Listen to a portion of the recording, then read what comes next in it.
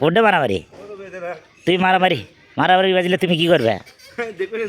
যাচ্ছি বেড়াতে নাঘাট থেকে বাজিনাপাড়া সেই দোস্তর বাড়িতে আসলাম মা মারা গেছে যাচ্ছি এই যে আমার দোস্তর বাড়ি এই যে আমাদের পারুলাফা আমার ফ্রেন্ডের ওয়াইফ দেখতে পাচ্ছেন তাদের বাড়িতে যাচ্ছি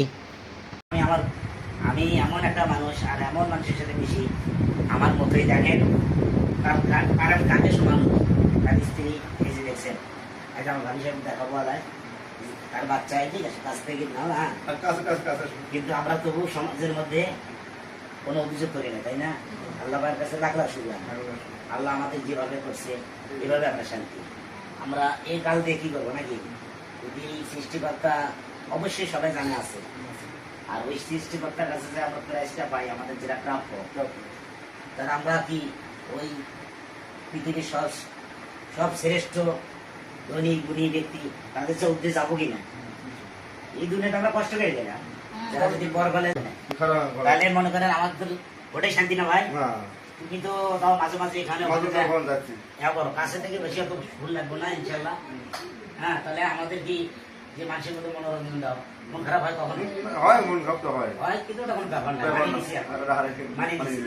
এই যে আমি যেখানে যাই সেখানে তো মানুষজন পালা হয় এই যে দেখেন আমাদের সেই মঙ্গল ভাইয়ের একটা বাচ্চা এই যে গাড়ি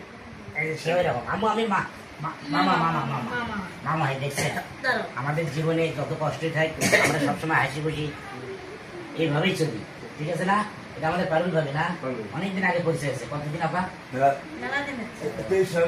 তাহলে ভুলে যান নাই তো ভাই না আমি কিন্তু ভুল ভুলেই জানি এখনো আপনাদের হোটেলের কথা মনে আছে আপনার বউর কথা মনে আছে আপনার ছেলের কথা মন খারাপ করে না আমাদের বাচ্চা কাচ্চা তো আল্লাহ পাকের সৃষ্টি সব আমরা সৃষ্টি তো আপনাদের দয় আমি তো আমার মঙ্গল ভাইয়ের কাকে ছোট তারপর আমার বাচ্চারা স্বাভাবিক পাঁচ ফিটের উপরে এই যে দিছে মোনাকে কোনো অভিযোগ করবে না সবসময় লাভ হচ্ছে এটা সব আল্লাহর ইচ্ছা মামা আছে মামা টাকা দেবো মিসকে দাও দাদু ভাই তোমাদের কাছে ধরে দিক দেবো না তুমি টাকা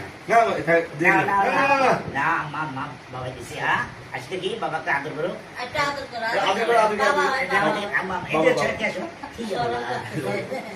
আজকে আমার কোলে আসতে গিয়ে একটু নেই তোমাকে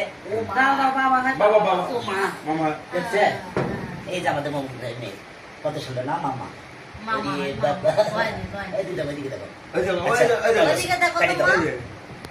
দেখো